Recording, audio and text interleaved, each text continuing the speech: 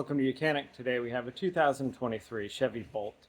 On this vehicle I'm going to show you how to and where you find your windshield washer fluid reservoir.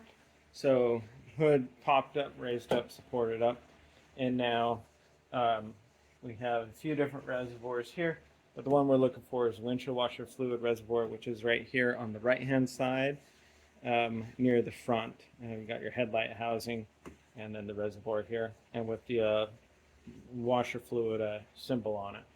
So to be able to add fluid, we just pop that cover and be able to pour our windshield washer fluid in there.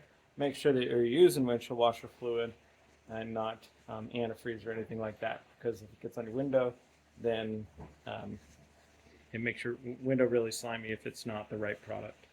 But you fill this up. If it's completely full or empty, it will take generally about the whole gallon of product and put it in, close the cap. Now say if you've confirmed that that's full and it doesn't work, the little pump may have gone bad, a fuse, or maybe you've got a leak somewhere in the line that provides it up there. So those are other things you may need to look at if this happens to be full and it's not working for you.